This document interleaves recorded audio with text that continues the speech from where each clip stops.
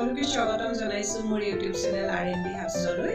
আশা কৰো সকলো ভালে আছে আৰু ময়ো ভালে আছো মই আজি খুব সাধাৰণ ৰেচিপি এটা লৈ আহিছো ঔটেঙা আৰু মাছৰ তৰকাৰী সকলোৱে এটো খাই ভালে পায় ঔটেঙা আমাৰ স্বাস্থ্যৰ কাৰণে বহুত উপকাৰী বিশেষকৈ এতিয়া গৰমৰ দিনত আমি টেঙা আঞ্জা অকমান খাবলৈ সবে ইচ্ছা কৰো গতিকে মইনো কেনেকৈ ঔটেঙাৰ লগত মাছৰ তৰকাৰী বনালো আপোনালোকে চাব আৰু খুব কম তেল ব্যৱহাৰ কৰিছো আৰু মছলা একেবাৰে ব্যৱহাৰ কৰা নাই আনকি মই পিয়াজো দিয়া নাই অকণমান নহৰু দি মই কেনেকৈ বনালো আপোনালোকে চাওকচোন আৰু যদি ভিডিওটো ভাল পায় প্লিজ লাইক কমেন্ট আৰু শ্বেয়াৰ কৰিবলৈ নাপাহৰিব ধন্যবাদ আজি মই বনাম মাছৰ লগত ঔটেঙা এয়া মাছ কেইপিচ মই নিমখ আৰু হালধি সানি লৈছো আৰু এটা ঔটেঙা এনেকৈ সৰু সৰুকৈ কাটি লৈছো আৰু এইগিটা কঁঠাল গুটি অলপ দেৰি বাকলিটো গুচাই তিয়াই থৈছিলো তাৰ পিছত ৰঙা বাকলিটো এনেকৈ উঠাই লৈছো তাৰ পিছত এতিয়া কঁঠাল গুটি আৰু ঔটেঙাখিনি মই বইল কৰি লম আৰু মাছখিনি এফালে ফ্ৰাই কৰি লম লগতে এটা আলু লৈছো এয়া এনেকৈ চাৰিফাল কৰি লৈছো এতিয়া কঁঠাল গুটি আলু আৰু ঔটেঙাখিনি মই বইল কৰি লম কুকাৰত দি পেলাই তাৰ পিছত মাছখিনি ফ্ৰাই কৰি লম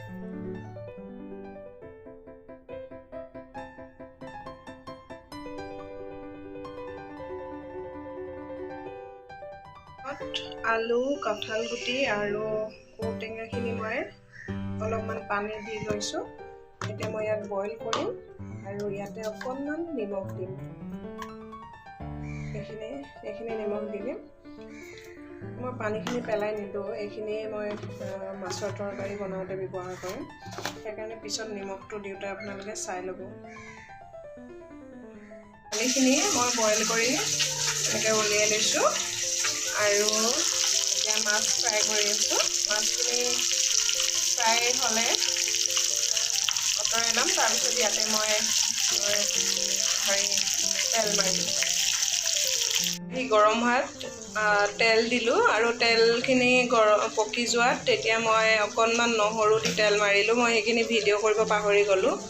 আৰু তাতে হালধিও দিছিলোঁ এতিয়া তাৰপিছত এই বইল কৰি থোৱা ঔটেঙা আলু আৰু কঁঠাল গুটিখিনি দি দিলোঁ আৰু এতিয়া এয়া উতলি আছে তাৰপিছত মই মাছ কেইপিচ দিম আৰু কম জুইত মই অলপ দেৰি সিজাম এয়া মাছ কেইপিচ দি দিছোঁ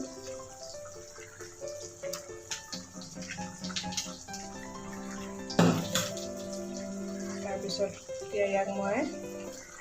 কম জুইত সিজাম অলপ দেৰি হৈ গৈছে মই ইয়াতে বাকি ললোঁ এয়া দেখিছেনে এয়া মাছ আৰু এয়া কঁঠাল গুটি আলু কেইপিচ ভাঙি দিলোঁ আৰু এয়া ঔটেঙা ইয়াক আমি এতিয়া ভাতৰ লগত খাম অলপ ভাজি বনাইছোঁ ভাজি আৰু এইখিনি জুলেই হৈ যাব আৰু মই বেলেগকৈ দালি বনোৱা নাই আপোনালোকেও বনাই চাব পাৰে খুব সাধাৰণ আৰু গৰমত খাবলৈও ভাল আৰু স্বাস্থ্যৰ কাৰণেও ভাল বনাই চাব আপোনালোকেও